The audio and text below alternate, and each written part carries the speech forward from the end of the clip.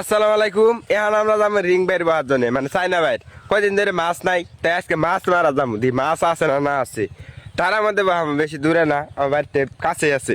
উনি বহাই তুমি কালকে কিন্তু মাছ মারা হাম, কিন্তু আজকে না।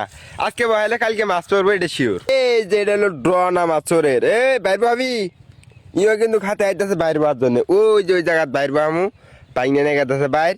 এখন আমিও যাবো। মেলা দিন আগে দেখে গেছি পানি খুব পানি, কিন্তু কায়ে দিয়ে পানি একবারে কমে গেছে।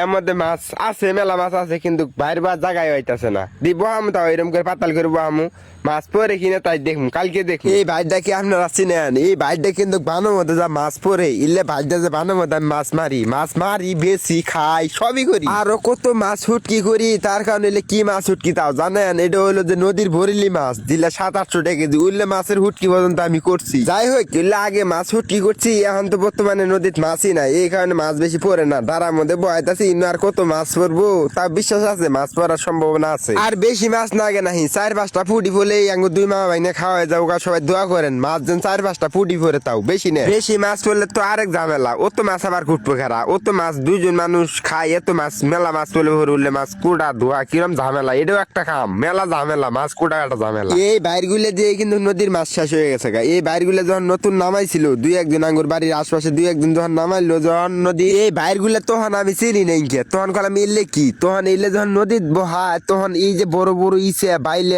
গড়া ইলে যখন পড়া শুরু করলো নদীর মাছ, তখন কলাম হায় হায়। এখন তো আল্লাহর রহমতে আমার 2-3টা বাইর হয়েছে, তাও হইলে বেশি মাছ বেচার জন্য না, আমরা খাবার জন্য মারি। বেশি যখন পরে যখন না খাবার পাই তখন বেশি, তাও হুটি করি। আমিও বাইর কিনলাম, নদীর তো মাছ গেল গা, আমি খালি বানের মধ্যে মারি। বানের মধ্যে যখন গোলা পানি আহে তখন বাইরটার কিছু দেখে না, যখন মাছ তখন কব যে জঙ্গলের মধ্যে পলাই, এই দিক বাইরের মধ্যে বয়ে আছে উঠে। এখন মাছ চালাক হয়েছে, মাছ এখন বাইর চয়ে দেখে, এখন কয় এটা বাইর উহুদে ডেমার জায়গা, এখন আর ওই জঙ্গলের মধ্যে পলায় না। যাই হোক, মেলা দিনে পর বাইর বহাইতেছি, আজকে আবার কোনোদিন বাইর বহাই নেই, এবার দিনে কোনোদিন বাইর বহাই নেই, আজকে প্রথম বহাইতাছি। তাও কোনো বহাইতাছি এলা ধারার মধ্যে পানি নাই, 1 রকম 1.5 পানি, এর মধ্যে কি মাছ পড়বো আসলে, তারপরে মাছ দেখা যায় যে এই কারণে বহাইলাম। বেলাও না এদিক কিন্তু রোজা, আমি সারাদিন খেতে পানি দিলাম, তারপরে খেত নিলাম, তারপরে আবার গরুর ঘাস কাটলাম, মেলা কাম করলাম, মেলা কাম করে বেলা ডুববার গেছে, তাই করলাম বাইরে বহাই থাই। এখন বর্তমানে মাছের যা দাম, পুডি মাছ 100 টাকা পোয়া, পুডি মাছ 100 টাকা পোয়া, কিনা খাচ্ছে গে 1 পোয়া মাছ ইবি পড়বো, ইজি ভাবেই পড়বো। তাও ওই 1 পোয়া মাছ কি পুডি মাছই থাকবো, খালি বাইলের পোনা থাকবো, গথা থাকবো,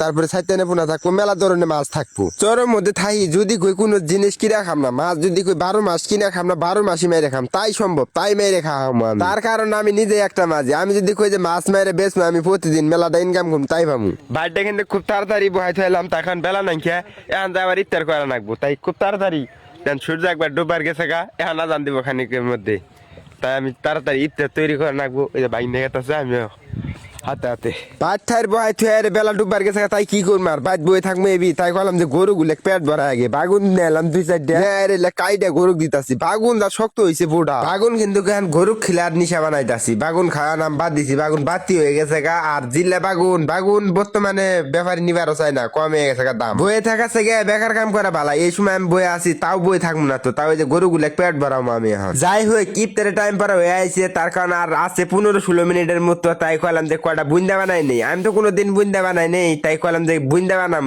পাপড়ের বুন্দা তা কোনোদিন কিন্তু আমি বানাই নেই। মানুষের কাছে শুনি যে রেডিমেড বুন্দা বলে পাওয়া যায়, এলে কিনে তুমি বানা খাবা, বাইতি বানা খাবা, তারপর চিনি দিয়ে পানি দিয়ে বলে আগে জাল করা নাগে, তাই জাল করতাছি আগে। এই চিনি আর পানি বলে শিরে হবো যখন, তারপরে বলে এই যে দেওয়া নাগে, তারপরে এই পাপড়ের বুন্দা গুলে দিতাছি। কুতুরিতে দিলে কুতুরি যাবো এটাও জানি না আমি, তারপরে দেখি কুতুরি হয় দেখুন ফুলে নাহি, বেশি না আগে কম করে দিয়ে দেখি, তার কারণ প্রথম বানাইতাছি, প্রথমটা দেখে নেই, তারপরে বানানো সহজ হবো, তারপরে যে জাল করতাছি বালা করে দেখি বা হয়। আর কয়টা মনে দেন রাখছিল, আমার মনে কম হয়ে গেল গা, তারপরে দিয়ে একলাই দিয়ে হুইকে শক্ত হয়ে গেছে গা, আটা হয়ে গেছে গা, এত সুইরা হয়ে গেছে গা। আর বুন্দা কিন্তু মুড়ি দিয়ে মাই খাম না, এবি খামু, তার কারণ ভাত আন দিছি, ভাত খামু, তার কারণ সারাদিন কাম করছি, খিদে লাগছে খুব, শরীর খুব ক্লান্ত, আর মুড়ি টুড়ি খাম না, এখন ভাত খামু বেশি করে, ছানা ভর্তা ছানা দিয়ে। এ দেন ভাই না খাম দেন, বুন্দা এবি খাওয়া শুরু করে দিছে, হে সে বগের খায় না, ওই যে বুন্দা বানায় খান না গেলে এলে পাপড়ের না লানাগে দেখে এ শেষ কথা আছে এলে